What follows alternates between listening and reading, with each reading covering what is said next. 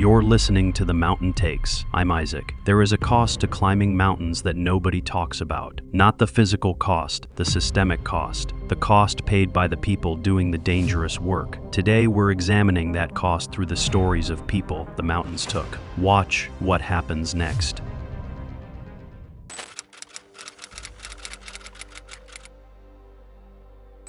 On May 17, 2025, he climbed Gitchen Mountain like he had 100 times before. He never came back down the way he went up. Stick around because by the end of this, you'll understand exactly how skill can quietly turn into a death sentence. It was early morning on May 17, 2025, on Gitchen Mountain in the Valais region of the Swiss Alps. The mountain sits at 3,823 meters and has become a popular destination for freeride snowboarders athletes who ski down unmarked terrain, often in conditions that conventional skiers would avoid. Elliot Danzer had been climbing the mountain since dawn, moving upward through steep snow and ice fields with his snowboard strapped to his pack. The weather was perfect, clear skies, good visibility. Wind was minimal. It was exactly the kind of day that freeride snowboarders dream about. Untouched snow, perfect conditions, no weather complications. He was climbing to the summit so he could ride the descent, carving lines through powder that no one had touched before.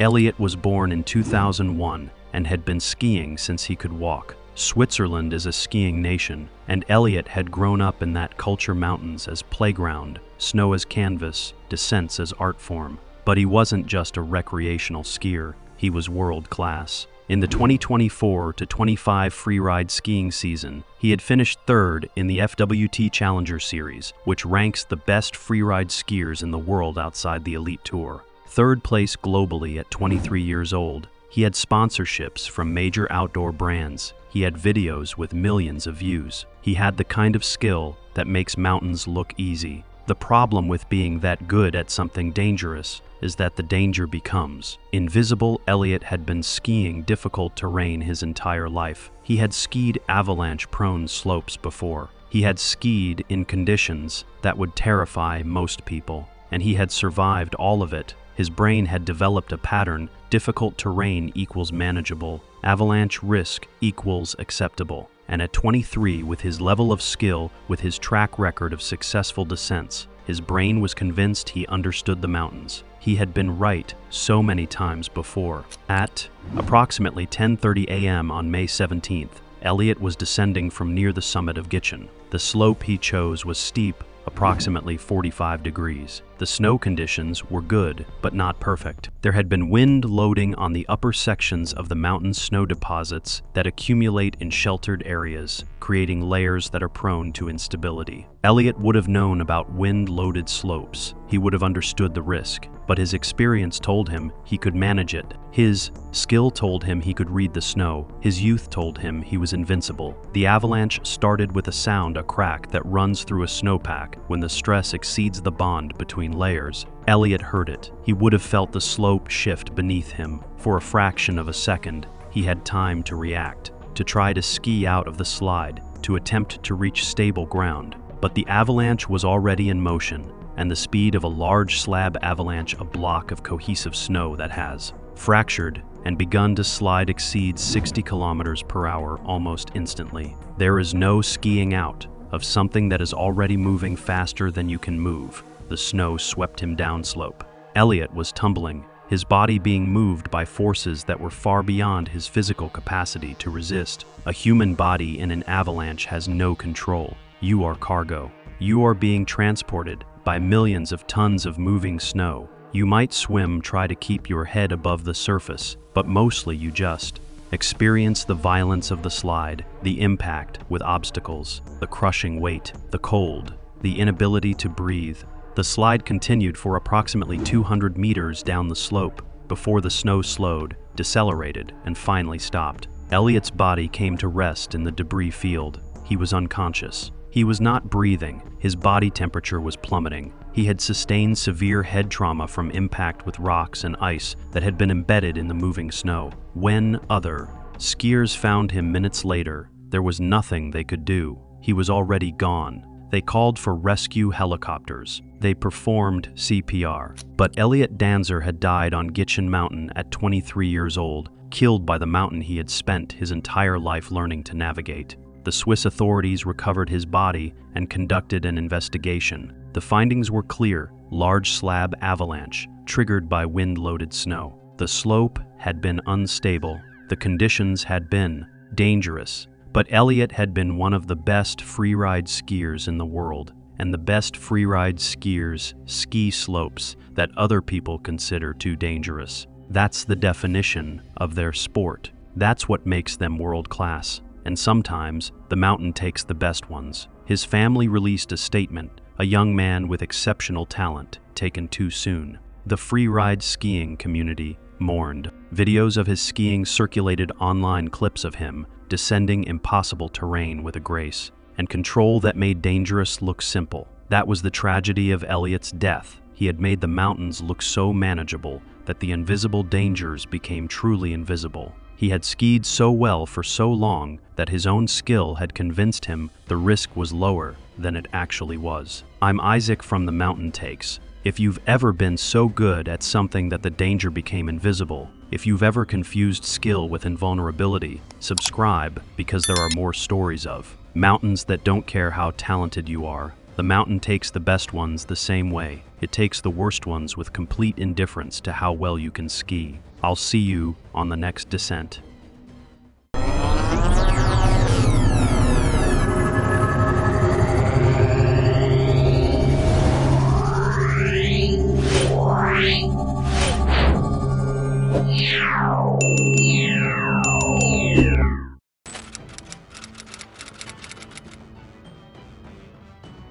The story begins in the corporate boardrooms of Innsbruck, Austria, where a 52-year-old man named Werner Steinbach spent his days managing high-stakes corporate restructuring. He was a man used to getting exactly what he wanted through sheer aggression, heavy litigation, and the absolute power of his bank account. To him, every contract was negotiable, and every rule was just a suggestion for lesser people to follow. For decades, Werner had built a massive financial portfolio, but as he entered his 50s, a dark obsession began to consume him. He didn't just want to be wealthy, he wanted the ultimate status symbol that money could buy. He wanted to stand on the summit of Mount Everest. The problem was that his body was already a ticking time bomb. During a routine corporate health checkup, doctors discovered that Werner was suffering from advanced coronary artery disease, a severe medical condition where the blood vessels supplying his heart were heavily blocked and narrowed. The medical advice was absolute and clear: stepping into high altitudes would trigger a fatal cardiovascular failure. But instead of accepting reality, Werner's corporate ego went into overdrive. He believed that human biology could be managed just like a failing business corporation. He refused to let a medical diagnosis ruin his travel plans. Using his massive financial resources, he contacted a corrupt medical professional who was willing to sign off on any document for the right price. For a heavy fee, Werner secured a completely clean, fabricated medical clearance certificate that falsely stated his heart was in perfect athletic condition.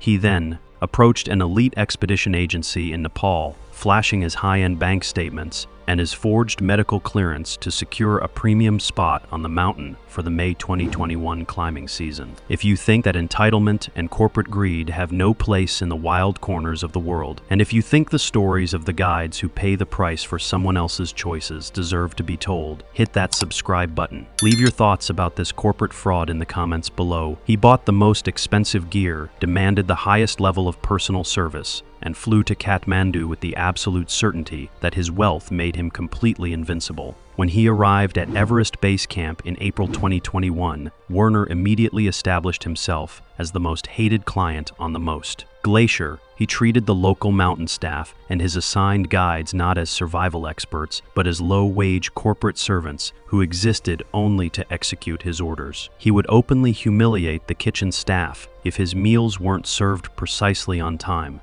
and he constantly bragged about his high-powered legal connections in Europe and Kathmandu. His primary assigned guide was Ngawang Tendi, a 31-year-old elite high-altitude mountaineer who had survived a terrifying 70-foot crevasse fall in 2018. Njawang was a legendary professional who had already guided clients to the summits of Everest, Ketuo, and Annapurna. For Ngawang, this specific climbing season was the most critical moment of his life. He was working obsessively to fund the construction of a small 3-room trekking lodge with his wife in Namche Bazaar, a project costing $18,000 that would finally secure his famille Yai's long-term financial independence so he could retire from the deadly, high-altitude trade. The silent conflict between the elite guide and the entitled client began to escalate during the mandatory acclimatization rotations to the higher camps. Ngawang was a deeply methodical professional, and he noticed that Werner's body was reacting abnormally to the altitude. While other climbers adjusted slowly, Werner was constantly gasping for air, his skin turning a sickly gray color even during simple resting periods. During a night at Camp 2, where the temperature sat at a freezing -12 degrees Fahrenheit, NJ Wang walked into Werner's tent, unannounced to check on his well-being. He caught Werner in the dark, desperately swallowing heavy doses of an unprescribed vasodilator, a powerful medical drug designed to artificially widen blood vessels and force blood through blocked arteries. And Jaewang immediately confiscated the medication, knowing that using such high-risk drugs at extreme altitude without medical supervision could cause sudden, catastrophic blood pressure drops and fatal internal clotting. When Ngawang brought the illegal medication to the expedition doctor and suggested that Werner should be immediately disqualified and sent down the mountain for his own safety, the corporate consultant erupted into a state of pure legal fury. Werner didn't argue about his health. Instead, he used the only weapon he knew how to wield: intimidation. He screamed loudly across the camp, stating, "I paid for a summit attempt, not a medical evaluation." He threatened the expedition agency with a massive multi-million-dollar breach of contract lawsuit that would completely bankrupt their entire operation, utilizing his powerful corporate legal connections in Kathmandu to silence the management. The agency owners, terrified of a high-profile international lawsuit and desperate to protect their relationship with a wealthy client, made a fatal decision. They dismissed the doctor's warnings, overrode Ngawang's professional concerns, and told the guide to mind his own logistics and let the client manage his own physical pacing. The system completely collapsed to avoid litigation, leaving Ngawang alone in the high altitudes with a man whose heart was actively failing. Ngawang quietly accepted the situation, realizing he had no institutional support. He stopped making entries in the official logbook, knowing that the corporate machinery had already decided to push Werner upward regardless of the cost. He focused entirely on trying to keep the man alive. On the night of May 21st, 2021, the final summit push began from Camp 4 at 26,000 feet. The weather on the South Col was a frozen wasteland, swept by 50-knot winds that made the ambient temperature feel twice as cold. The tents were flapping like machine guns, the fabric snapping so loudly that conversation was completely impossible without shouting directly into someone's ear. As they moved up into the dead zone, Werner's physical deception began to catch up with him at an alarming rate. His circulatory system was shutting down, and to compensate for his failing heart, he began consuming double his allocated oxygen flow rate, draining the survival cylinders that were meant to act as his safety margin for the descent. Ngawang watched the pressure gauges drop with a feeling of absolute dread, but every time he tried to slow Werner down, the consultant would simply point his gloved finger upward and push forward. By 11 a.m. on May 22nd, the route near the high ridge of the south summit was choked with an enormous bottleneck of flashing headlamps and strained breathing. The temperature had plummeted to a brutal -34 degrees, and the wind chill factor was capable of freezing exposed human skin in less than 60 seconds. The ice underneath their steel crampons was hard as concrete, a dull, featureless blue that offered zero room for a single misstep. The human traffic jam near the Hillary Step was 3 hours long, forcing climbers to stand completely still in the killing cold, draining their precious oxygen supplies while waiting for the line to move. That long delay was the exact moment the medical fraud finally finally caught up with Werner Steinbach. At 28,700 feet, right in the middle of the crowded fixed line, Werner suffered a massive, catastrophic cardiac event. The severe blockage in his coronary arteries, combined with the extreme hypoxia and intense physical exertion, caused his heart muscle to completely seize. He didn't slip and he didn't fall. He simply collapsed directly onto the safety rope, his body instantly going limp. He blocked the entire vertical route, trapping dozens of climbers behind him who were running dangerously low on oxygen. Ngawang Tendi immediately sprung into action, dropping to his knees on the narrow, exposed icy ridge to perform chest compressions in the howling, sub-zero wind, while other desperate climbers literally had to scramble and step over their bodies just to survive. Ngawang spent 2 agonizing hours trying to revive his client, refusing to give up even when it became completely obvious that Werner was dead. Werner's face turned a deep, hypoxic purple, his eyes staring blankly into the cold sky while his expensive plastic boots dangled uselessly over the thousands of feet of the Kangshung face. The mountain had finished its calculation, but the true tragedy of Werner's corporate arrogance was inherited entirely by his guide, because Ngawang had spent 2 hours in the extreme cold without moving, performing chest compressions without his outer mittens to manipulate the medical equipment. He suffered severe, irreversible frostbite on his fingers and toes. The prolonged exposure in the dead zone destroyed the tissue in his extremities completely. When the rescue teams finally managed to secure Werner's frozen remains to a permanent anchor point on the rope, Ngawang had to be dragged down the mountain, his hands and feet completely frozen solid. The aftermath of Werner Steinbach's legal fraud was absolute devastation for the people left behind. The wealthy consultant died on the rope, leaving his family to manage the fallout of his extreme delusion. But for Ngawang Tendi, the cost was permanent. He required multiple surgical amputations in Kathmandu, losing 3 fingers on his right hand and several toes, effectively ending his career as an elite high-altitude guide at the young age of 31. The grand dream of building the 3-room trekking lodge in Namche Bazaar to secure his family's independence was instantly shattered, as the half-built structure had to be sold to a corporate competitor for a fraction of its value just to pay for Ngawang's massive medical bills. The corporate consultant thought he could bully the mountain with lawsuits and paperwork, but in the end, the mountain only took the life of the fraud and completely ruined the future of the innocent professional who was forced to carry the weight of his arrogance. I'm Isaac from The Mountain Takes, and I will see you on the next descent.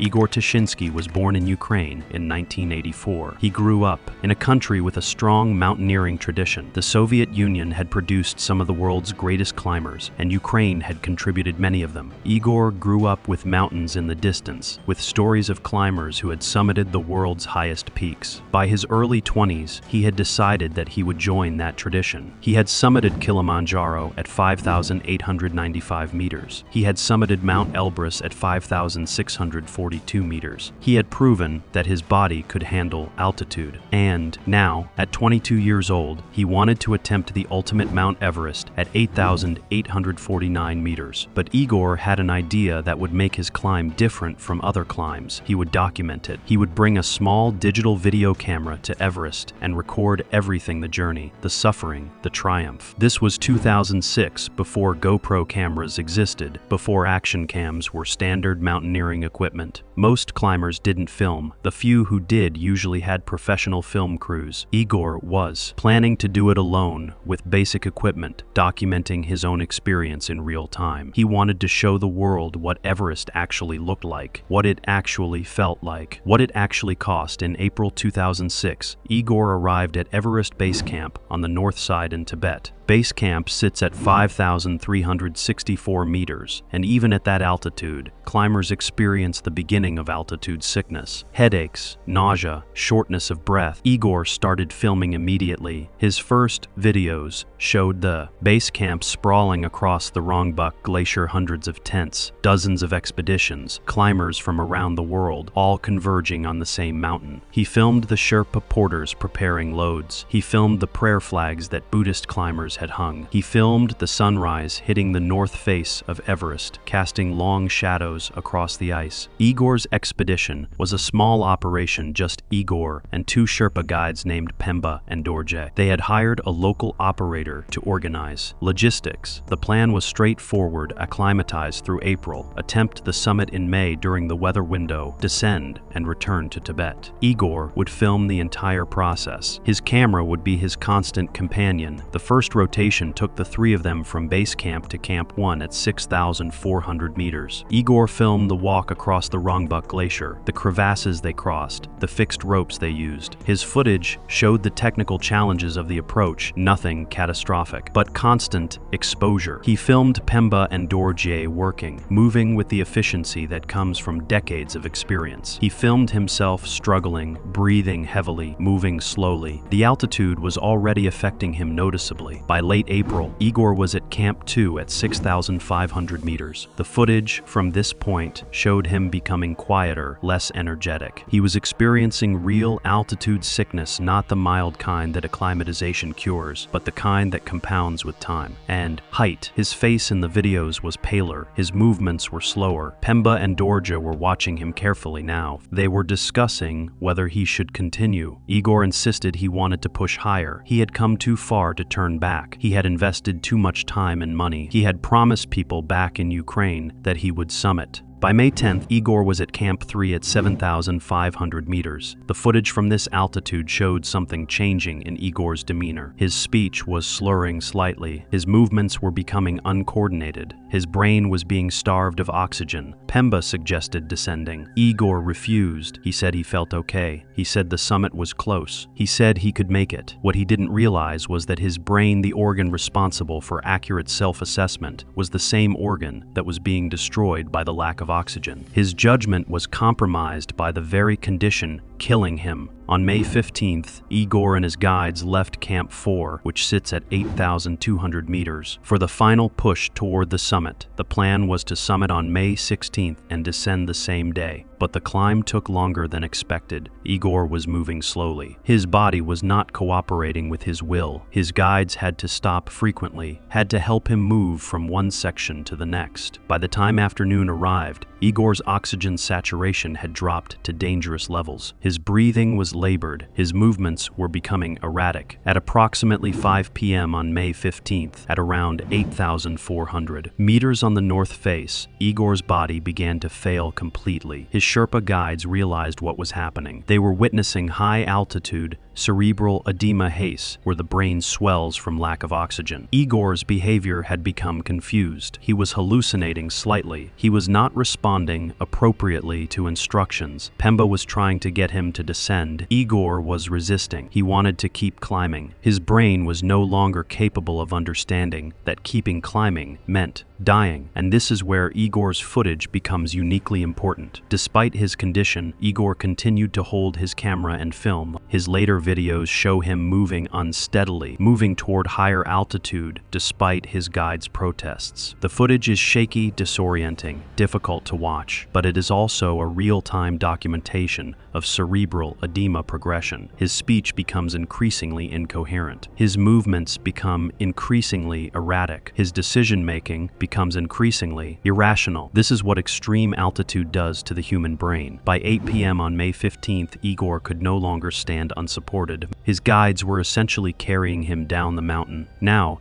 the footage shows them holding him, moving him, trying to get him to lower altitude where his brain might have a chance to recover. But they were at 8,400 meters in the dark. The temperature was minus 40 degrees Celsius. Igor's core temperature was dropping. His brain was swelling. His lungs were probably filling with fluid from the altitude-induced pulmonary edema that often accompanies cerebral edema. At approximately 9:47 p.m. on May 15th, Igor Tushinsky died. He was 22 years old. He had been filming his own death for several hours without fully comprehending that he was dying. His guides descended with his body through the night, moving as fast as the darkness and terrain allowed. By morning, Igor's body was secured at a lower camp. His camera, recovered from his pack, contained the footage of his final hours. What makes Igor's death medically significant is that his footage provides visual documentation of haste progression that rarely exists. Most climbers who develop severe cerebral edema either die before anyone thinks to document it, or they survive and can only describe their symptoms verbally afterward. Igor's video shows the actual physical progression of brain swelling at extreme altitude, the confusion, the lack of coordination, the inability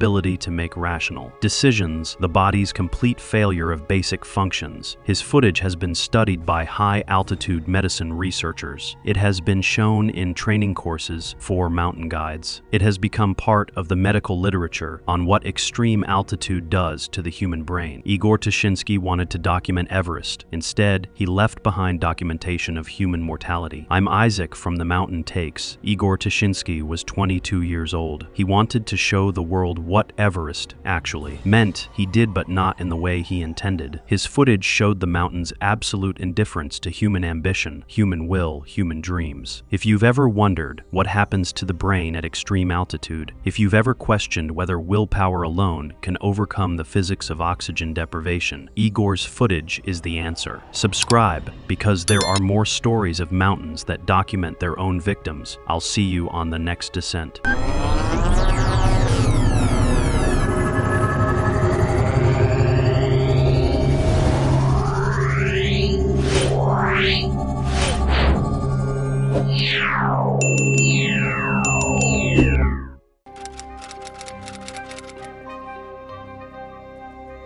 It was 11:56 a.m. on April 25, 2015, at Mount Everest Base Camp at 17,500 feet. The time would be recorded precisely because what happened next would be measured by seismologists, documented by news organizations around the world, and investigated by mountaineering experts. A 7.8 magnitude earthquake hit Nepal. It was the strongest earthquake to strike the country in 80 years. The epicenter was 600 kilometers away from Mount Everest, but at extreme altitude, distance doesn't matter. The seismic waves travel through the mountains themselves. The ground doesn't shake gently at high altitude, it shatters. At that exact moment, Dan Fredenberg was in a tent at base camp reviewing photographs. He had been on Everest for 3 weeks with 3 other Google employees. His mission was simple but ambitious: document the glaciers on Everest for Save the Ice, a non-profit organization he had co-founded dedicated to climate change awareness. He was there to photograph what global warming looks like from the highest point on Earth. He was there to show the world that climate change isn't abstract. It is visible in the melting glaciers of mountains. He had prepared for this expedition for weeks. He had trained. He had planned. He had survived a previous avalanche on this mountain just a year earlier. Everything suggested he would walk down from base camp in a few days and return to his life as Google X's privacy director, as an inventor, as an adventurer. But the Earth had other plans.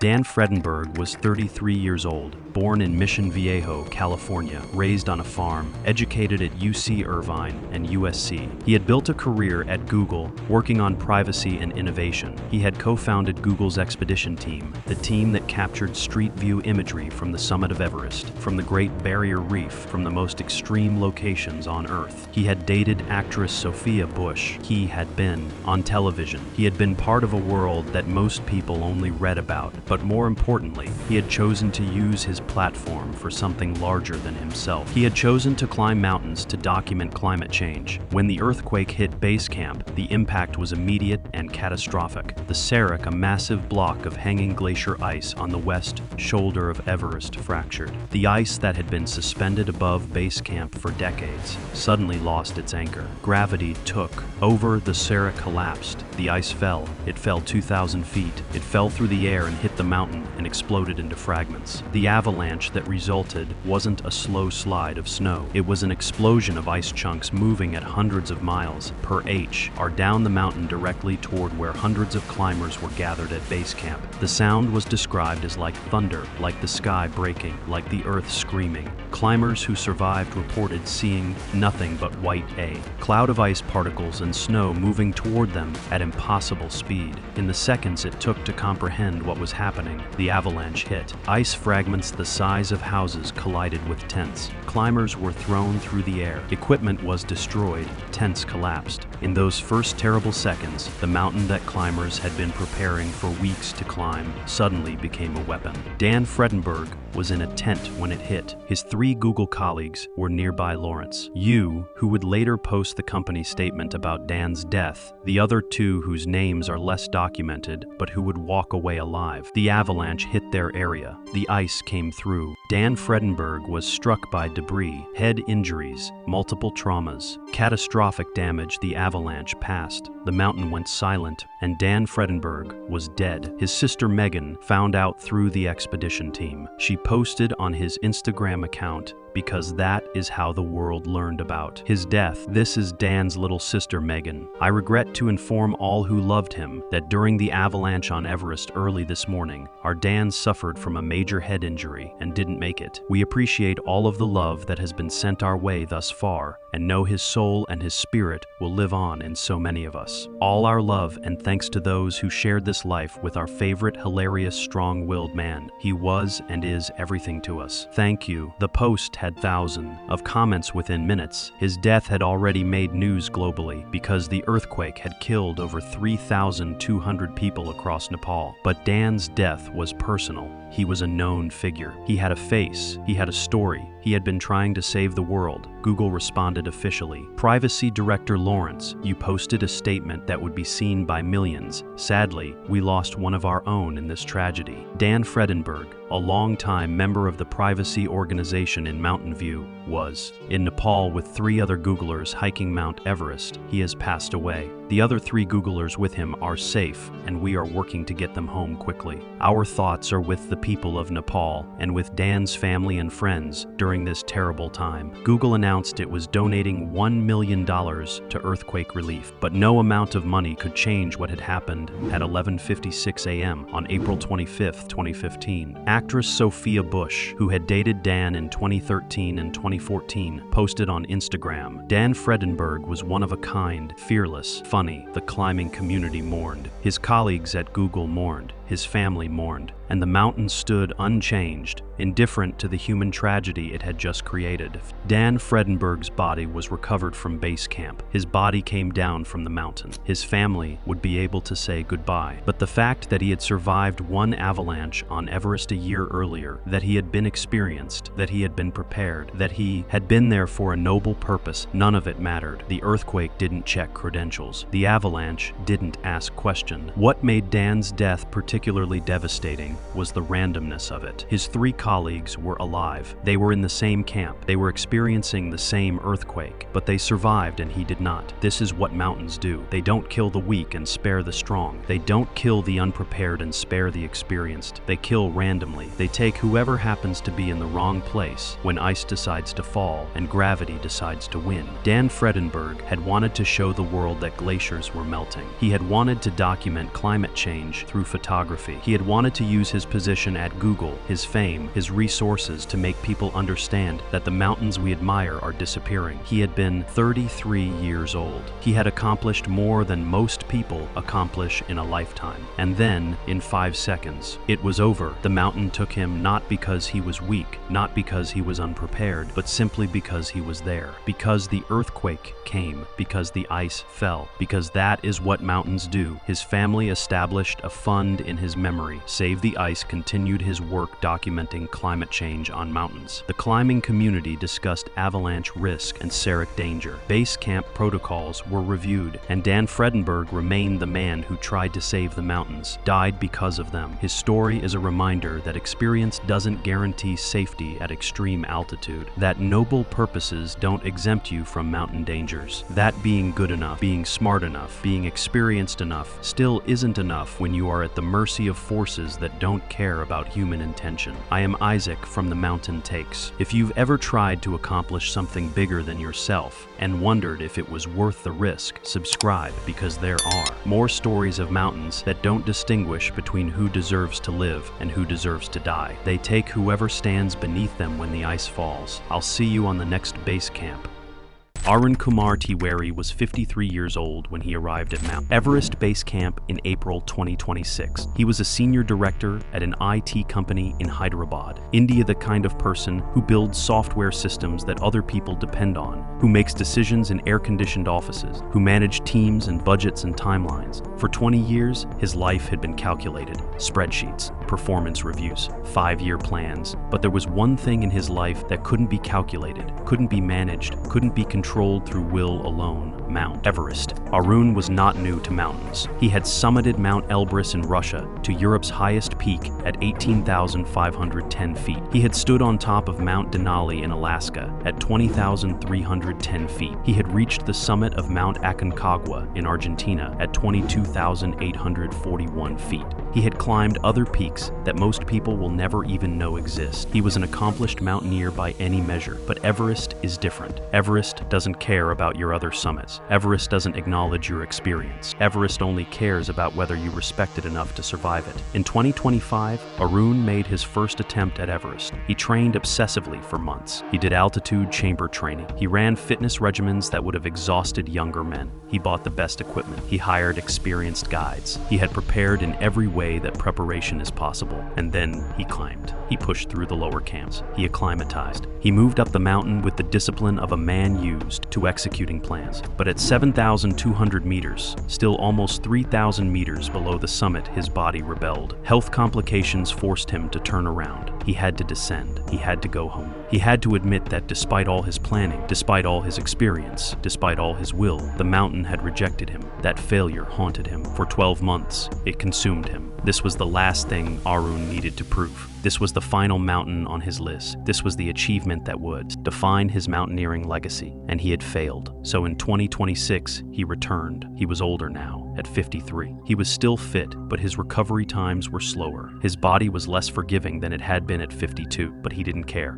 He had one last chance, one last climbing season where the weather window would align with his schedule, one last opportunity to do this before time made it impossible. He came back to Everest with a desperation that only comes from a second attempt. This time, everything felt different. The weather in May 2026 was favorable. The route was well established. He had the advantage of knowing what to expect this time. He wasn't a climber anymore who was wondering what Everest would throw at him. He had already been rejected once. Now he was coming back, not with hope, but with something more dangerous than hope. He was coming back with certainty. He was coming back convinced that he had learned the lessons the mountain had taught him in 2025. He was coming back thinking that knowledge plus experience plus willpower would equal success. By May 20th, Arun was at Camp 4 at 26,000 feet, waiting for the weather window to open for the summit push. The forecast was good. The next morning, May 21st, the team began their assault on the summit. Arun moved faster than his guide recommended. His oxygen saturation was lower than it should have been for his fitness level, but Arun felt strong. He felt ready. He felt like this was finally his moment. His guide called for him to slow down. Arun kept pacemaking. By 4 a.m., he had covered more distance than planned. He was ahead of schedule. He was ahead of his guide. He was ahead of the reality of where his body actually was, at 28,000 feet. At 5:30 p.m. on May 21st, 2026, Arun Kumar Tiwari placed his foot on the summit of Mount Everest. He was standing at 29,032 feet, on a platform of ice and rock smaller than a dinner table at the highest point on Earth. The sun was setting. The sky was turning orange. He could see for hundreds of miles in every direction mountains below him.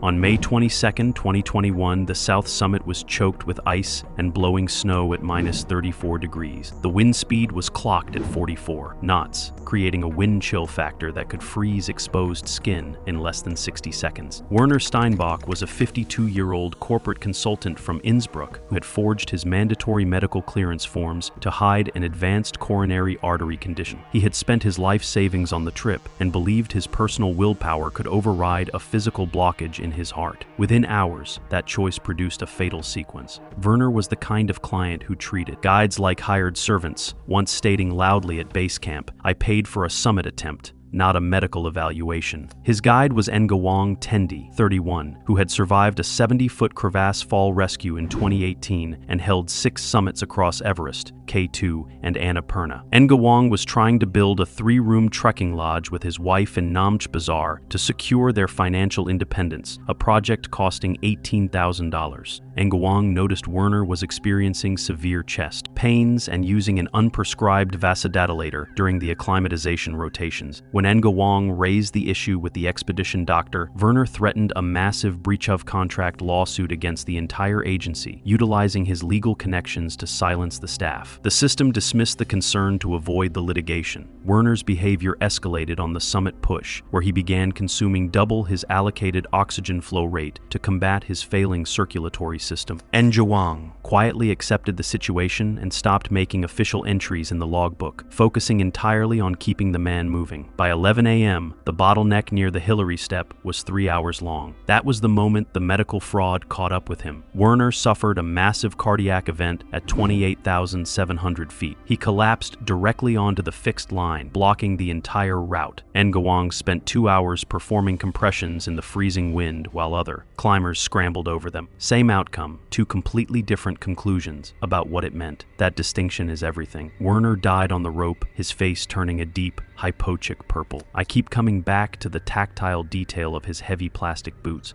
dangling uselessly over the Kangshung face, while Ngawang tried to secure his frozen remains to the anchor. Ngawang suffered severe frostbite on his toes during the prolonged attempt to revive his client, requiring partial amputations that ended his career as a high-altitude guide. He was 31 when he retired from high-altitude work. 31. The half-built trekking lodge in Namche Bazaar was sold to a competitor for a fraction of its value to pay for his medical bills.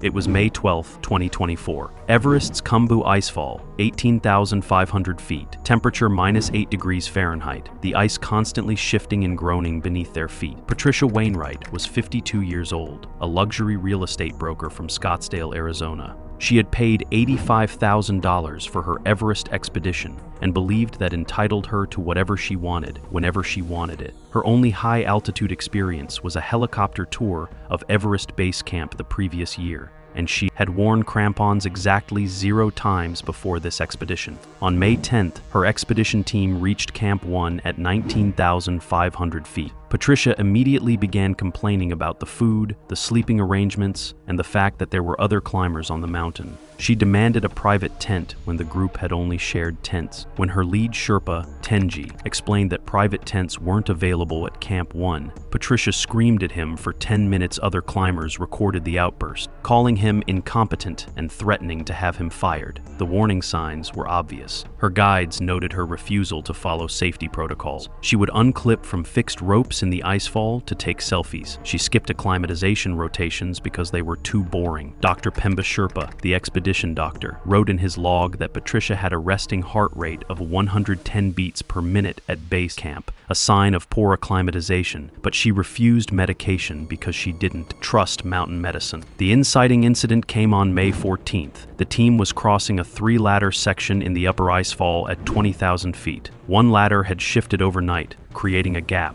Patricia reached the broken ladder at 7:23 a.m. and stopped. When her Sherpa, Tenji, told her to wait while he stabilized it, Patricia began screaming. Witnesses heard her say, "I paid $85,000. Fix it now. I don't have time for your incompetence." Tenji tried to explain that rushing could collapse the entire ladder bridge. Patricia grabbed the fixed rope and tried to cross anyway. Her crampon caught on a loose rung. She lost her grip at 7:26 a.m. She fell 30 feet into a crevasse, landing on her left side on an ice ledge 15 feet down. The escalation was immediate. Team members lowered a rope. Patricia was conscious but had a compound fracture of her left femur bone visible through her down suit. Tenji reached her at 7:41 a.m. She was still demanding things, yelling at him to get her out faster, complaining that her leg hurt and that this was his fault for not fixing the ladder properly. They extracted her at 8:15 a.m. The rescue descent through the icefall took 4 hours. Patricia was in and out of consciousness. Her oxygen saturation was 62% at 19,000 feet. Anything below 70% at that altitude indicates severe injury combined with hypoxia. The death moment came at 12:47 p.m. on May 14, 2024, at Everest Base Camp, 17,500 feet. Dr. Pemba had set up an emergency trauma station. Patricia's leg was splinted, but internal bleeding from the femur fracture had been ongoing for over 5 hours. Her blood pressure was 70/40 when she arrived. She looked at Tenji, the man she had screamed at, and said, "You should have just fixed the ladder." Then she stopped breathing. Resuscitation attempts failed. She died of hemorrhagic shock complicated by high-altitude pulmonary edema. The aftermath was damning. The expedition company released their incident report on June 3, 2024. It documented 17 separate complaints from Patricia, including demands that other climbers be removed from the route, that she be given helicopter transport through the icefall, and that her Sherpa carry her backpack despite weight limits. Tenji gave a statement to the Nepal Mountaineering Association. He said, "I have guided Everest for 12 years. I have never seen someone so unwilling to listen. The mountain does not care about your money." Patricia's family sued the expedition company for $15 million. The case was dismissed in October 2024 when audio recordings of Patricia screaming at Tenji were entered into evidence. Her husband told the Arizona Republic she was just passionate about getting what she paid for. The comment section was not kind, but Patricia Wainwright wasn't the only entitled climber on Everest that season. A different kind of Karen was about to make a demand that would get her banned from Nepal entirely. It was May 3, 2021, on the Nepal side of Mount Everest, where the weather window that opens in spring closes the moment it wants to, and nobody can argue with it. Mason Reinhold came from Park City, Utah. He was 31. He'd sold a Techstar up in 2018 and decided that what he actually wanted was to explore. He called it that in interviews. What he meant was climbing mountains and posting about it, building a personal brand around altitude mindset and pushing limits. His resume was thin, an EBC track, low bush, guided Cho Oyu. What he didn't mention was that he'd attempted Everest before in 2019 and had turned around at 24,000 feet. He was carrying that failure like an extra oxygen bottle, rebranded as a learning experience. He'd started telling people he had summited Everest. He hadn't. Not once. Pemba Tamang was 38. He'd been guiding for 18 years, 8 summits. He was also newly married 2 months, in fact. The apartment they'd bought in Kathmandu wasn't paid for yet. The marriage felt fragile in the way new marriages do, and this season's earnings were supposed to solidify it. From base camp onward, Mason treated the mountain like it owed him something. He moved fast during acclimatization because he carried the ego of someone who'd already been here in his mind. He challenged Pemba's pacing calls. He clipped into the fixed rope, carelessly sometimes without checking the carabiner, sometimes with an inverted gait. Pemba raised this with the expedition leader. He moves too fast, he doesn't check his clips. The leader listened. The leader had collected Mason's deposit, and Mason had already booked another expedition for September. The leader said he'd talk to him. He didn't, or he did, and Mason didn't hear it, heard it, and didn't care. By May 1st, the weather window opened. Climb now or wait another week. At 11:42 p.m. on May 2nd, Mason and Pemba and 3 other climbers left Camp 4 for the summit. Mason and Pemba reached the summit at 12:47 p.m. He spent 40 minutes filming. When it came time to descend, he moved too fast. Pemba called for him to slow. Mason said he was fine. At 1:23 p.m., they were descending from the south summit, moving toward the south col. The snow was wet May sun had been. Intense, and the bridges were getting thinner. The hazard brief had mentioned this. Crevasse fields are at peak danger from 1 p.m. onward. Don't trust the snow bridges. Mason wasn't afraid. He'd been this high before. He knew how to move. He had the certainty of someone who'd never actually been here. At 1:47 p.m., his foot went through. The crevasse was maybe 6 feet wide. The bridge had held maybe 200 climbers that season. Today, it held 1 less. He fell, and the rope came taut. Pemba was. The anchor above, then the carabiner failed. Not from the impact it failed, because Mason had clipped it inverted, and the gate had opened on the shock load.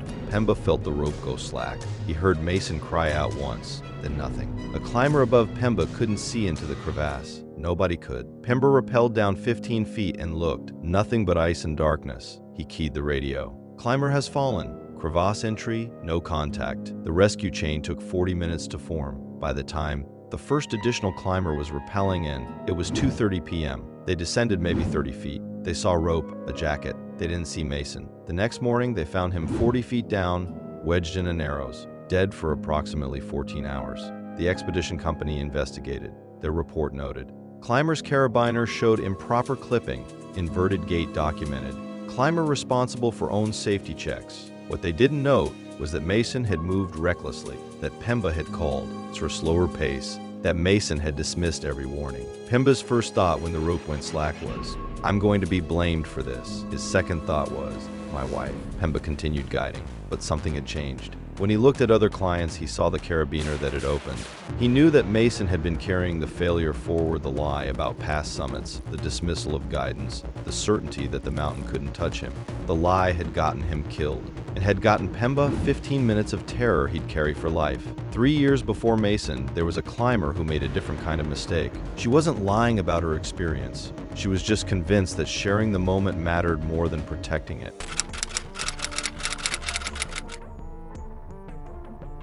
It was May 21st, 2026, on Mount Everest summit ridge at 29,032 feet, where the air contains only 1/3 the oxygen at sea level, and the sun was beginning its descent toward the horizon. Arun Kumar Tiwari was 53 years old, an IT professional from Hyderabad, India, who had spent his career building software systems and managing complex technical projects. He approached mountaineering the same way, with spreadsheets, optimization, and the belief that preparation could overcome any obstacle. His climbing resume was thin: an EBC trek, some lower peaks. This was his first serious expedition, and he had decided that Everest was the mountain to prove his worth. Arun had attempted Everest once before, in 2025, and had turned around at 7,200 meters due to health complications. That failure had burned him. He spent the following year preparing obsessively altitude chamber training, intensive fitness regimens, expensive gear, and a hired guide from Pioneer Adventures. His wife, Meenakshi, had watched him train with the intensity of someone who couldn't afford to fail twice.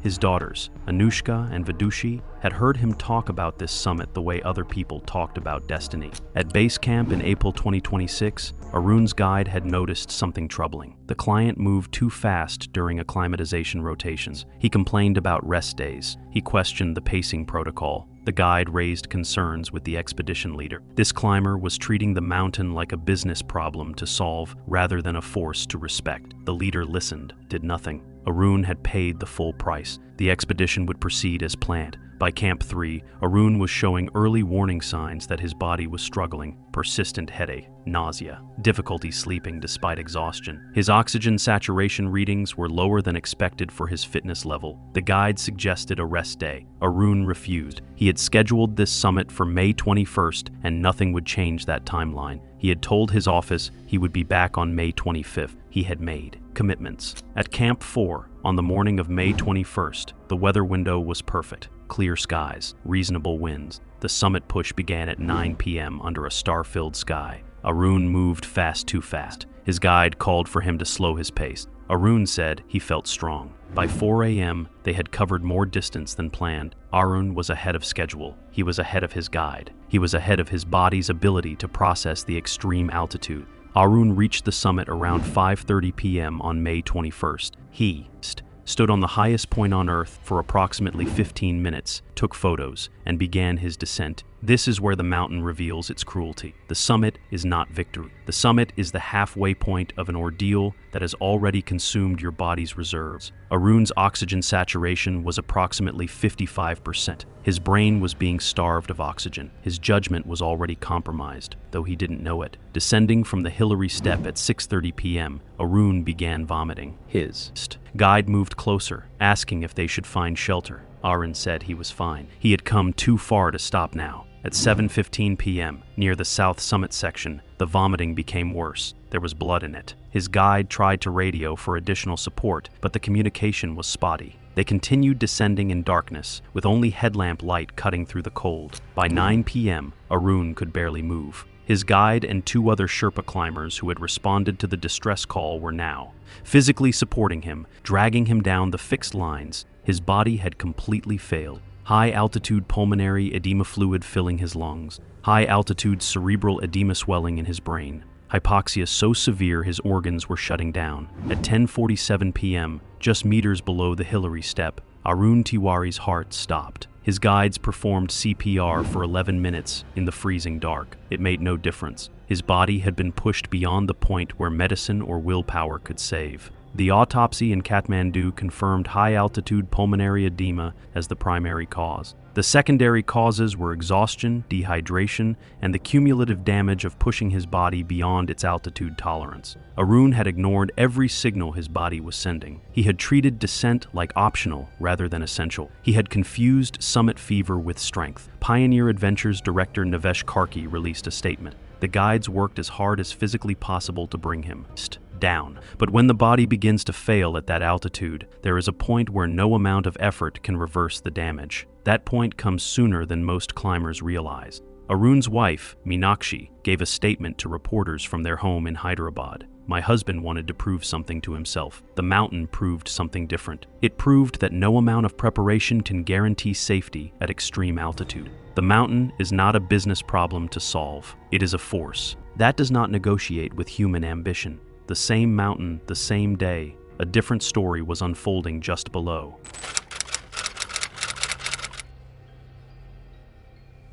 On May 24, 2022, the upper slopes of Everest were a freezing gallery of lost ambitions. The temperature at 27,000 feet was -26, with winds sustained at 40 miles per hour. The blue sky above offered no comfort, looking brittle and thin as the high-altitude atmosphere stripped away the warmth from everything it touched. Vanessa Holt was a 29-year-old freelance photographer from Austin who had raised $85,000 through a highly publicized online crowdfunding campaign for a charity climb. The fraud was internal. Vanessa had secretly negotiated a deal with a cut-rate, third-party logistics company to provide expired, low-cost oxygen cylinders, allowing her to pocket nearly 70% of the donated funds for her personal photography studio. She didn't realize it yet, but that choice had already set the timeline. Her guide was Lakpa Dawa, a 37-year-old rescue specialist with 11 major summits to his name. Lakpa was climbing to fund his elderly mother's specialized cardiac care in Kathmandu and to repair their ancestral home, which had been compromised by tectonic shifts. Lakpa checked the pressure valves on the canisters at Camp 4 and found that the seals were degraded, causing the oxygen to leak at a rate 40% faster than normal. When he brought this to the low-cost agency's attention, they told him that no other cylinders were available and that if Vanessa wanted to turn back, she would receive no refund. Vanessa dismissed Lakpa's warnings, stating that her online donors expected a summit and that she wouldn't let logistical paranoia ruin her brand. Her insistence escalated into a midnight departure against the advice of the weather spotters. Lakpa quietly accepted her decision, loaded the faulty cylinders onto his pack, and moved upward into the darkness. By the time they reached the balcony, 2 of the primary cylinders were completely empty. That was the mistake. On the descent from the south summit, Vanessa's supply failed entirely. The oxygen starvation was immediate, causing her to lose motor control within minutes. By the time someone can't touch their own nose, the window is almost closed. Lakpa was forced to hook his own functional oxygen supply to her mask to keep her moving, sacrificing his own safety margin. Vanessa's body failed anyway, her legs giving out completely near the top of the triangular face. The cruel arithmetic of the mountain took over. Lakpa, suffering from severe hypoxia himself, was forced to leave her body attached to the fixed rope when his own vision began to fail. Vanessa died alone in the snow. I sometimes get asked why I keep making these videos, but if I'm being really honest, the main reason is the Sherpas. Their side almost never gets told, and I think that matters more than any of us realize. A reporter later asked Lakpa what he remembered most about that final night on the high slope. He said, "She was looking at her camera screen while her lungs were filling with water, and I knew my mother's medicine was gone. I've ended a lot of these videos and moved on. That one I can't." 5 climbers, 5 separate financial calculations and administrative frauds. And in every case, the cost extended beyond the person who made the choice, reaching into the lives of Sherpas who carried the weight of someone else's decisions long after the mountain had finished with them.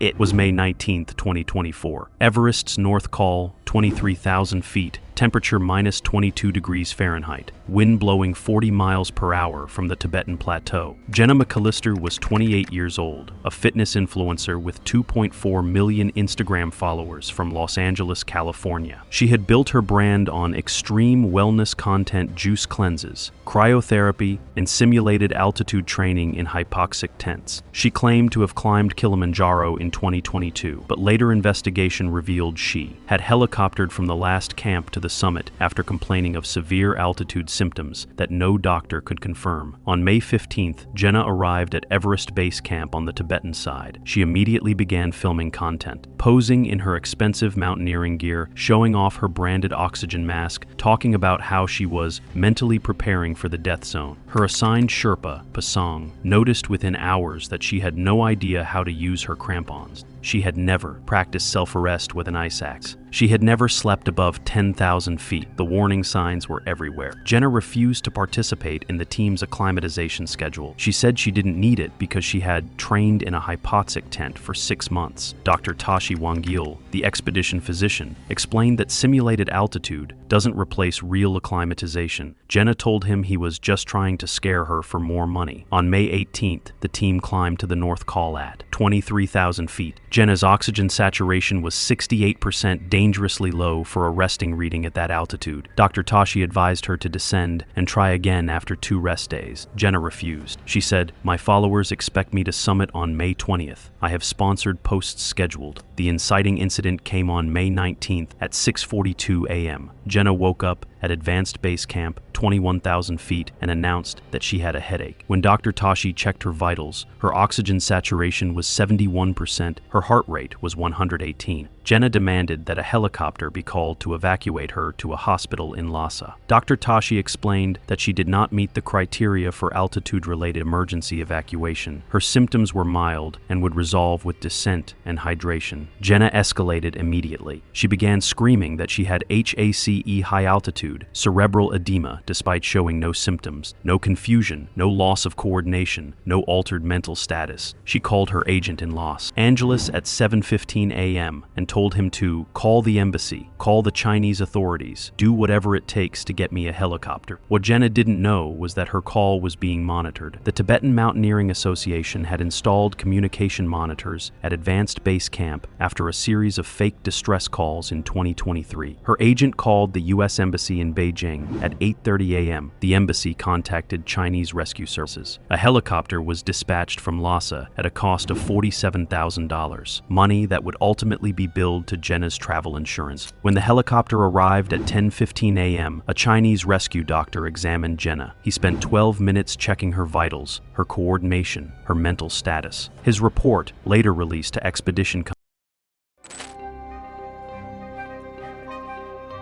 It was April 18, 2019, on the Nepal side of Mount Everest at 17,598 feet, where the air above a certain elevation doesn't feel like cold, it feels like pressure distributed against every exposed surface of your body. Brielle Mortensen had been there for 11 days and hadn't yet reached the elevation she needed for the content she came to get. She never would. Brielle was 28, a wellness and fitness influencer from Scottsdale, Arizona, with 156,000 followers watching her post gym selfies and motivational captions about limiting beliefs. Her sponsor was an electrolyte drink company. The brand launch was locked to a summit deadline, May 15th. If she didn't summit by then, the deal fell apart. She told herself the deadline was fuel. It was actually a death sentence. She didn't know it yet. Her resume was thin.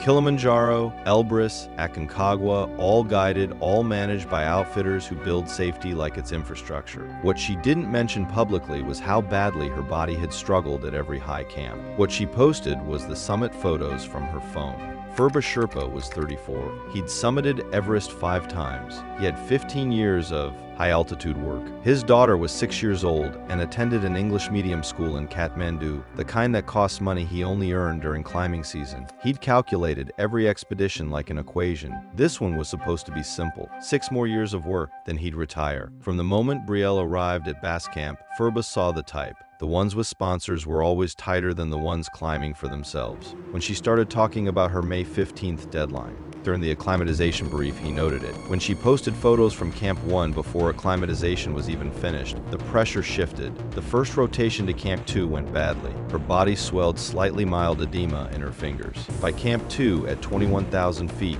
her pace dropped by 40%. Furba watched her move like a metronome slowing down, and he knew she couldn't handle what came next. What she did was post a selfie with the caption, "Higher than my doubters can dream." The expedition leader brushed it off. The company had already collected the deposit. Refunding now meant money spent on permits and Sherpa wages already gone. Ferber raised the concern again. The leader nodded and said nothing. Brielle's behavior escalated. She filmed at every camp transition. She'd stop to adjust her phone's angle while the rope team waited. She took 3 versions of the same photo at different exposures, trying to nail the lighting. Ferber watched and said nothing. He'd learned. That confrontation at base camp never changed behavior at 23,000 feet. The mountain was the only argument that ever won. The summit push briefing came on May 3rd. Turnaround protocol was 1 p.m. Anyone past turnaround had to descend, period. This is mountaineering arithmetic. You have fixed hours of daylight, fixed calories, fixed oxygen. Ferber and Brielle left Camp 4 at 11:47 p.m. on May 10th. By dawn, they were at the south summit. She stopped to film a sunrise video. The clock was already starting to lie.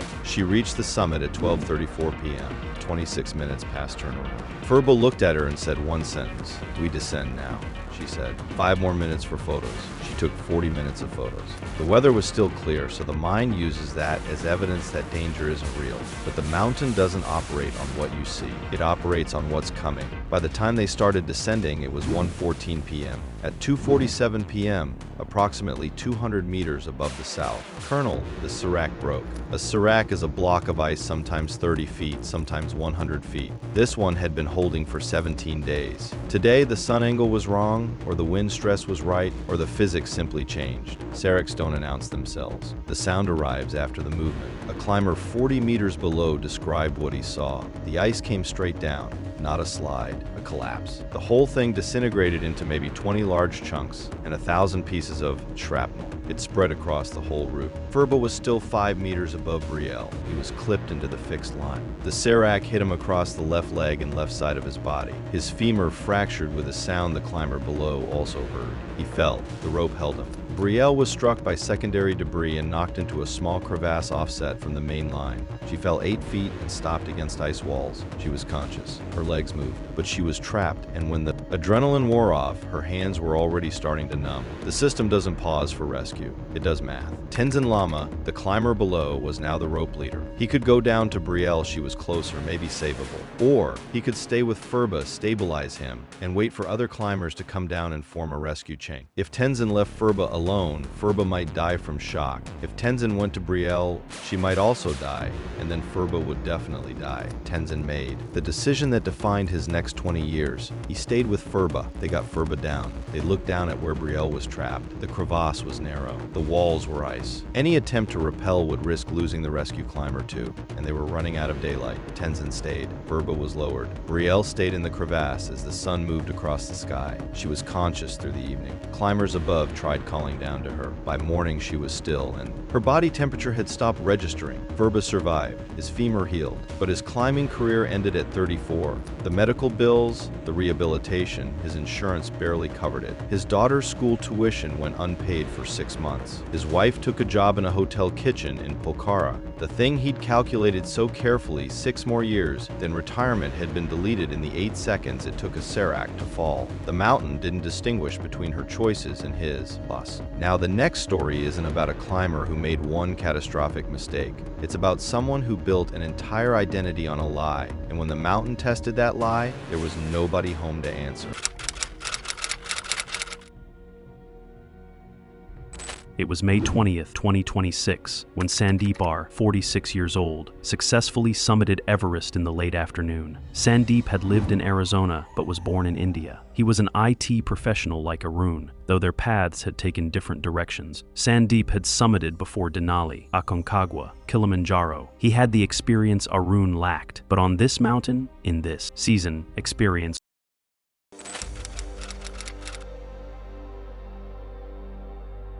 was April 25, 2018, on Mount Everest Northeast Ridge at 28,000 feet, where the air is thin enough that every decision moves slowly and every consequence arrives fast. Cassidy Whitmore was 26. From Boulder, Colorado, though she'd lived in Los Angeles building a TikTok presence, 234,000 followers. Her brand was Limits or Lies. The sponsor was a boutique adventure apparel company. They wanted her to climb the mountain, film it, and post real-time via satellite and fiber. What nobody told her, because it was implicit, is that real-time posting from 21,000 feet requires dividing your attention between staying alive and staying relevant. For Cassidy, those things had stopped being compatible somewhere. Around Camp 2, Pasang Sherpa was 31, 13 years of guiding, 5 8,000-meter summits. His 6-year-old son was born with a cleft palate. The surgery was scheduled for August in Kathmandu, a private clinic. Good reputation, high cost.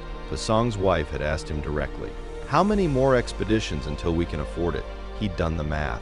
This expedition was number 4. One more good season and his son could get fixed. From base camp onward, Cassidy was filming.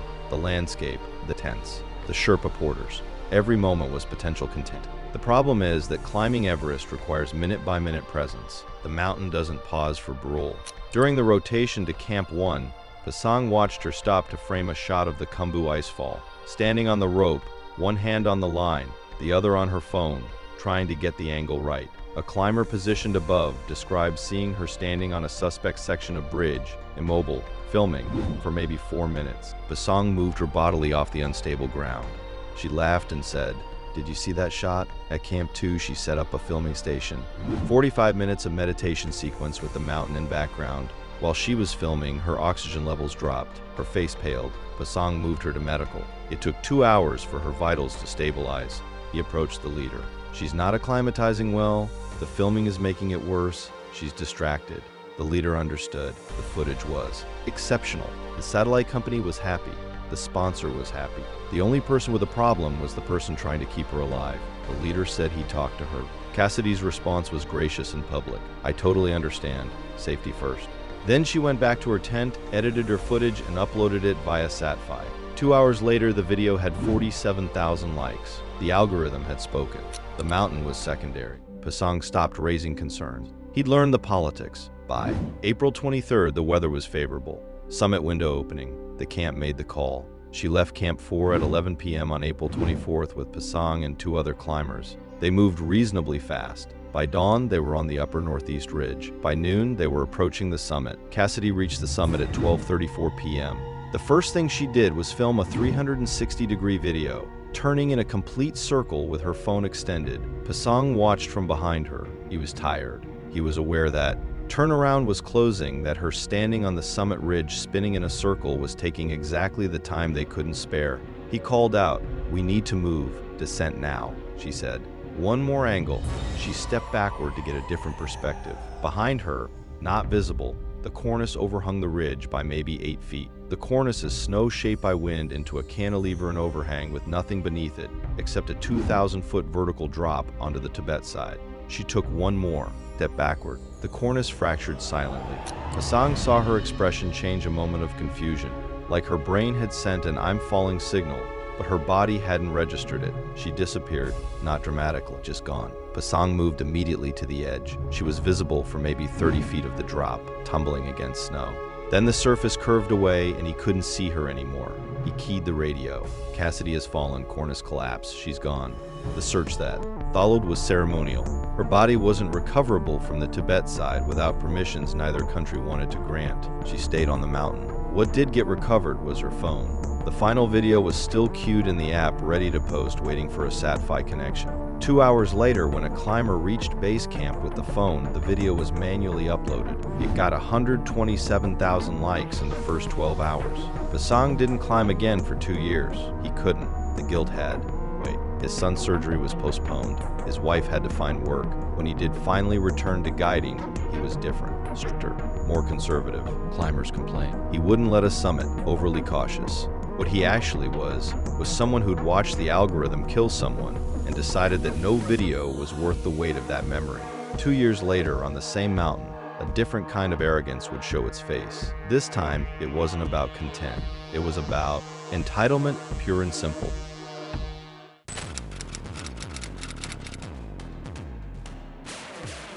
It was May 20th, 2026, at approximately 8 a.m. when Sandeep reached the summit of Mount Everest. The morning was clear. The visibility was perfect. He could see for hundreds of miles in every direction the curvature of the earth visible beneath him, clouds arranged thousands of feet below like a white ocean. He stood on the highest point on earth and took photos. Tulasi Reddy, his climbing partner of 50 days, was somewhere behind him on the mountain, also making his push toward the summit. Sandeep had trained hard for this moment. He had invested months of preparation, enormous expense, and the physical and mental endurance required to reach 29,032 feet. He had reached the summit. He had made it. The rest was supposed to be the easier part, the descent, getting down, going home to his 17-year-old son waiting in Arizona. But Sandeep was 46 years old, and he didn't know what Arizona meant anymore. Not really. He had been born in India, had climbed in the Himalayas as a young man, understood mountains the way only someone from India can understand mountains.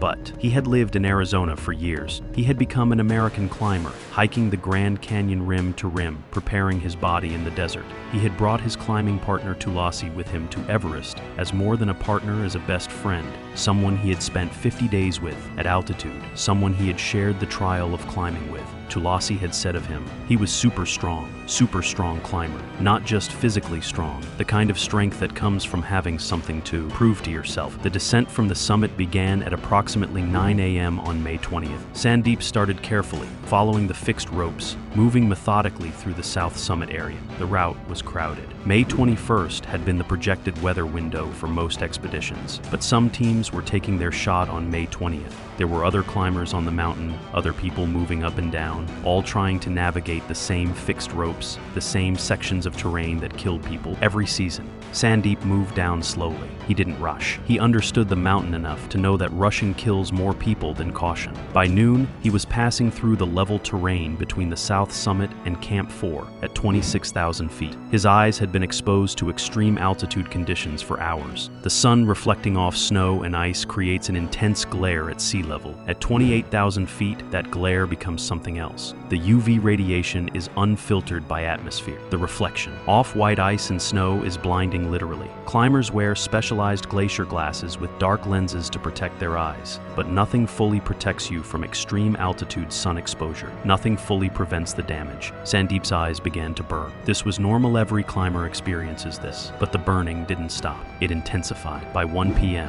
as he continued his descent below the south summit, his vision began to blur. This was no longer normal altitude eye strain. His eyes were inflaming. The delicate tissue on the surface of his eyes, the epithelium, was being burned by UV radiation and dehydration. Snow blindness, photokeratitis, had begun. He couldn't see clearly anymore. The terrain in front of him was becoming a white blur. The fixed ropes he was following were becoming harder to locate. The steps he needed to place his feet on were becoming indistinct. Sandeep's guides moved closer. They could see something was wrong. His movements had changed. His pace had slowed further. They were asking him questions in Nepali, in English, trying to assess his condition. Sandeep told them his eyes hurt. He said the sun was bright. He said maybe if they descended faster, got to lower altitude where the air was thicker, where the sun exposure wasn't so intense, his eyes would improve. So they descended faster. But the faster descent created new problems. At extreme altitude, descending faster means less acclimatization time between camps, less recovery time for the body. Sandeep's oxygen saturation was already critically low from the summit push. His body was already compromised by exhaustion and thin air. His brain was already being starved of oxygen. And now he was pushing his body harder, making it work faster when it was already at the breaking point. By 2:30 p.m., his eyes weren't just burning, he was losing vision. Colors were becoming unclear. Shapes were becoming ambiguous. He was moving down a mountain he could no longer see clearly, being guided by men whose voices he could hear but whose faces were becoming indistinct. This is when altitude sickness compounds with physical injury. This is when the body starts failing on multiple fronts simultaneously. Sandeep's guides recognized the severity now. This wasn't eye strain. This was snow blindness progressing rapidly. They called for additional support. Other Sherpa guides guards from lower camps began moving up to intercept them. The word was passed down the mountain. Climber in distress, vision loss, need additional hands to bring him down. By 3 p.m., Sandeep could not see. Total blindness. Not vision impaired, not reduced vision blind. His eyes had been exposed to extreme UV radiation for almost 7 hours straight of altitude. The epithelial cells of his corneas had been fried. His tears had evaporated in the dry air. His eyes had simply stopped working. He was now a blind man at 26,500 feet on a mountain that kills people who can see everything. He was being guided by touch, by voice, by the physical contact of Sherpa hands on his body, telling him where to step, how to move, when to breathe. At this point in the story, most people would have turned around completely. Most climbers with total vision loss at high altitude would say, "Find a way to get me to shelter, get me oxygen, get me down immediately." But at extreme altitude, there is no immediately. There is no helicopter rescue at 26,500 feet. There is only the incredibly slow process of hand-guiding a blind climber down a mountain where one mistake means a 1,000-foot fall in any direction. One mistake means death, and Sandeep's guides had to make that walk anyway. They had to get him down. They had no other choice. 5 Sherpa guides were now with Sandeep. They had established a human chain. One guide in front, one behind, guides on either side, and Sandeep in the middle, literally being lowered down the mountain. He was holding on to ropes, but he wasn't navigating them. The guides were navigating for him. Step left, step right, hold the rope, don't let go. Lower yourself slowly. There's ice here. Watch the slope. The guides were giving constant verbal instructions because Sandeep's eyes were absolutely useless. But there was another problem developing. Snow blindness was one issue. But at extreme altitude, the body under extreme stress often experiences other acute conditions simultaneously. Sandeep was showing signs of high-altitude cerebral edema-HACE-swelling of the brain from oxygen deprivation and fluid accumulation. His confusion was increasing. He was asking where they were. He was forgetting instructions seconds after receiving them. He was becoming disoriented. The guides recognized HACE symptoms. They knew this was critical. A climber with HACE can lose consciousness suddenly. A climber with HACE can die very quickly. They descended through Camp 4 around 5 p.m. Sandeep was given supplemental oxygen. Medical supplies were used. The guides worked with him, trying to stabilize his condition, trying to keep him conscious, trying to keep moving downward. Every meter of descent meant the air was slightly thicker, the oxygen levels were slightly higher, the chance of survival was slightly better. But every meter also meant more exposure, more time at altitude, more chance that his body would fail completely. By 7 p.m., they had reached Camp 3 at approximately 23,500 feet. Sandeep was still blind. He was still showing signs of HACE. He was disoriented. He was confused. His body was failing in multiple ways simultaneously. The guides gave him more oxygen. They hydrated him. They tried to restore some level of consciousness and stability. They had to get him to Camp 2, which was another 2,500 feet of descent, another several hours of work guiding a blind man down a mountain. The decision was made. Continue the descent through the night. Don't stop. Don't rest. Just keep moving down, because staying at altitude is death, and the only thing that might save Sandeep is getting him to lower altitude where his brain can begin to recover, where the oxygen levels are higher, where emergency medical care is available. The guides roped him off. They began the night descent with headlamps cutting through darkness, guiding a blind man down a mountain he couldn't see, in temperatures that would freeze exposed skin in minutes. Between 9 p.m. and midnight, they navigated below Camp 3 toward Camp 2. The terrain got slightly easier as they descended. The air got slightly thicker. Sandeep's condition was still critical, but at least the immediate danger of extreme altitude was decreasing with every meter down. The guides were exhausted. They had been working non-stop for hours, but they kept moving. This is what guides do. This is what Sherpa climbers do. When someone's life depends on them, they keep moving. By 1:30 a.m. on May 21st, they reached Camp 2 at approximately 21,000 feet. Sandeep was brought into a tent. Medical assessment was immediate. His eyes were severely damaged, snow blindness confirmed, but he was below the altitude where immediate death from HACE was likely. His oxygen saturation was approximately 58% low, but survivable at this altitude. He was confused, but conscious. He was alive. They had gotten him down alive. The guides gave him supplemental oxygen. They administered medications for HACE. They hydrated him. They kept him warm. They did everything that could be done at 21,000 feet in the middle of the night in a tent. Sandeepar had successfully summited Mount Everest. He had overcome extreme altitude, extreme weather, and the physical limit of human endurance to reach the summit. But on the descent, his eyes had failed him. His brain had swollen. His body had said no more, and all the guides' effort, all their skill, all their willingness to keep moving it had gotten him to Camp 2 alive, which seemed like survival. But survival at 21,000 feet at midnight after extremes. Altitude sickness is not the same as being out of danger. The altitude is still dangerous. The lack of oxygen is still severe. The body is still compromised. HACE doesn't reverse quickly. Just because you're at a lower altitude, it continues to progress. The swelling in the brain continues. The brain can herniate. The respiratory system can fail. At 2 a.m. on May 21st, Sandeepar's condition began to deteriorate again. His breathing became irregular. His consciousness began to fade. The guides kept him on oxygen. They kept trying. But the swelling in his brain had progressed too far. The damage was too extensive. At approximately 3:30 a.m. on May 21st, at Camp 2 at 21,000 feet, with 5 Sherpa guides around him, with oxygen flowing into his lungs, with men who had spent hours trying to save his life holding his hands in the darkness, Sandeepar's brain gave out. The swelling was too much. His respiratory system failed. He died not from falling, not from avalanche, not from the immediate catastrophe that people imagine when they think of mountain deaths. He died from the mountain's slow torture. He died from a combination of conditions. He died from being a blind man at extreme altitude, whose body simply ran out of function. And the hardest part of this story isn't that he died. The hardest part is that his family in Arizona would never see his body. His 17-year-old son would never get to say goodbye to his father, because Sandeepar died at Camp 2. And bringing his body down from Camp 2 is logistically complex. Bringing a body from 21,000 feet down to base camp requires additional porters, additional risk, additional resources. So his family made the decision: leave him on the mountain. His body remains at Camp 2 at 21,000 feet, preserved in the cold, a permanent resident of the place where his lungs failed. Tulasi Reddy, Sandeep's climbing partner and best friend for 50 days on the mountain, gave a statement to media. He was the strongest climber I have ever met. On the mountain, none of that strength matters. The altitude doesn't care how strong you are.